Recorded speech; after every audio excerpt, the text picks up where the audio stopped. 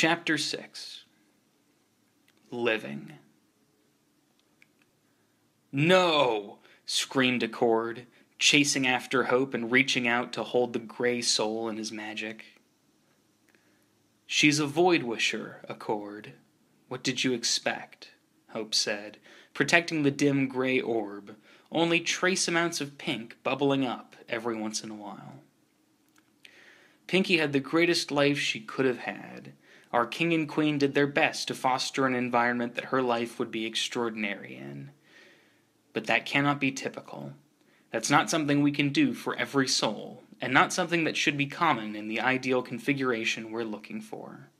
Be content that Pinkie Pie had a happy ending.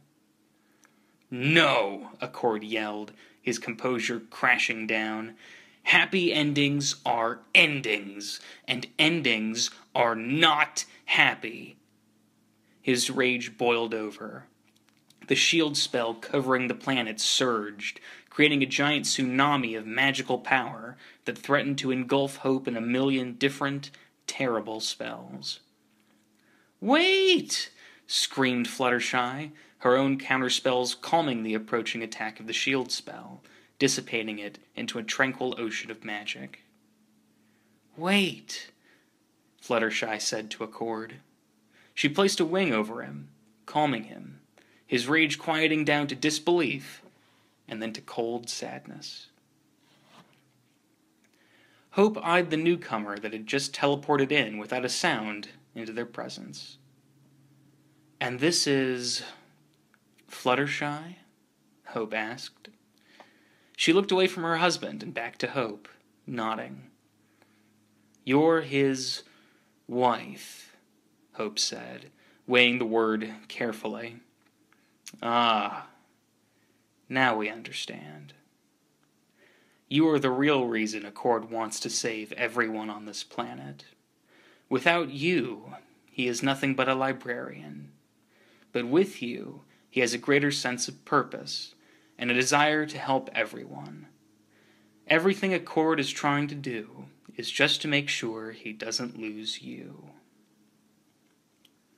"You're wrong," said Fluttershy. "I may be the one he cares about the most, but that doesn't mean he doesn't care about each and every soul down there. They all deserve to live." "We and Accord had our wager, Fluttershy," said Hope. "If Pinkie desires a third option, then she will have to reincarnate." Accord was staring at Equestria, his eyes blurred, filled to the brim with shock and fear.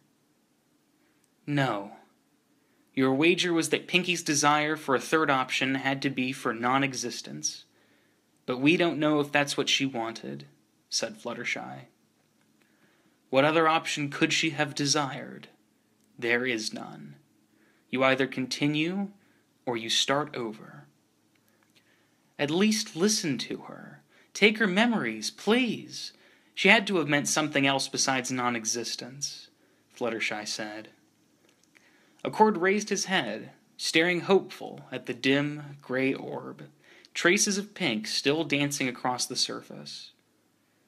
Hope stared at Accord and Fluttershy for a moment, before enveloping Pinkie's soul in its mane, taking the memories. Hope paused for a long moment, their eyes widening, staring intently at the soul. Accord watched, bewildered, as Hope created another temporary body for Pinkie Pie and put the soul back inside. "You are robbing her of a happy ending, Accord," said Hope mournfully, disappearing and putting back up the illusion of the ethereal plane. Pinkie gasped on the ground, disoriented and terrified. Accord walked over to Pinkie to help her get up as Cosmos and Fluttershy vanished. She sat back on her haunches above the mists in the plain. "Pinkie, what kind of a third option were you talking about?" asked Accord. I... She hesitated, looking down at the mists. "I think it's sad that only I get to be immortal. What about Asvarel, and Marsh, and Clerm, and all of my other past lives? Why can't they continue? Pinky held on to Accord's hooves, sniffling. I got to speak with them, to understand them, and I got to fill them with the stories of why I liked life so much. I gave them hope, Accord, that perhaps they could have lived lives and loved them as much as I loved this one. And they're sad they cut their lives short. Is there any way we can give them a second chance? Accord didn't know what to say to this. He opened his mouth to speak, but couldn't come up with a solution, too shocked and relieved that her desire was not for non-existence. He thought about a request, trying to find the book he had read about this problem before. He had to have read it at least once, but nothing came to mind. Perhaps he had left the library too soon. Pinky, all of those lives were using that same soul. A soul can only live one lifetime in one format at a time. If you're immortal, you have to pick one form to be in. But what about all my past lives? They worked hard. It was difficult, but they kept going until... Well, she looked down at the ground. They couldn't anymore. They're sad about everything. She raised her head up, hopeful.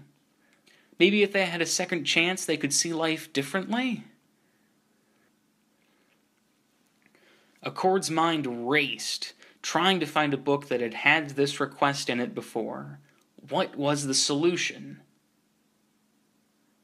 We're hitting the reasons why you can't mix immortality and reincarnation systems, Accord, said Galaxia.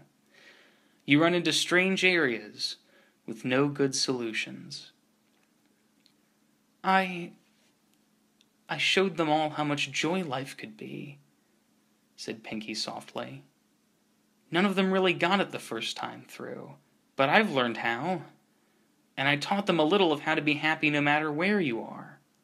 Maybe if I could coach them all how to, they could return to the worlds they left and live better lives. A love and appreciation for Pinkie Pie came over Accord in that moment, more than he had ever felt before. She understood how to conquer the fear of life itself, and her only desire was to give that love for living to everyone, even her past lives. Thank you, Pinky. That's a good desire to have, he whispered. It's not something I can do, though. We could place different souls back on similar worlds with those exact same memories, but they wouldn't be your real soul.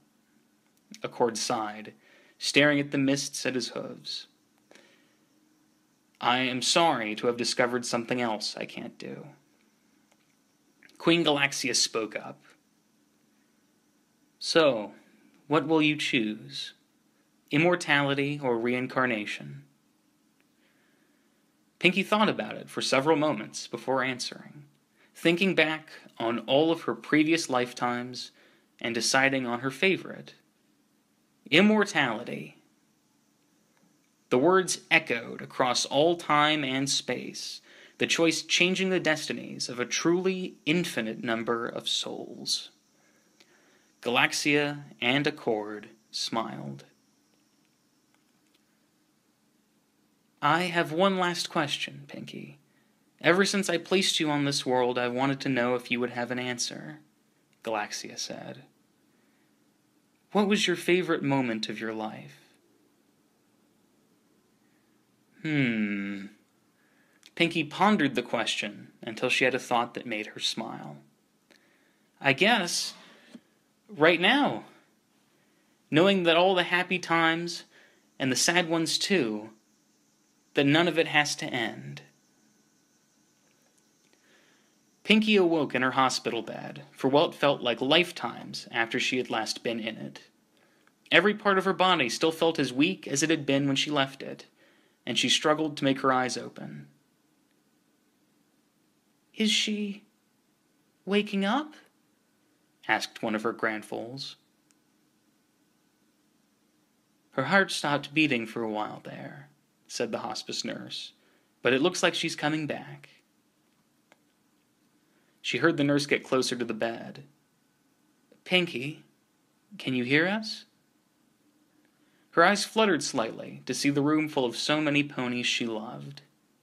She gave a weak smile and closed her eyes once more, exhausted by the memories, but happy for the future.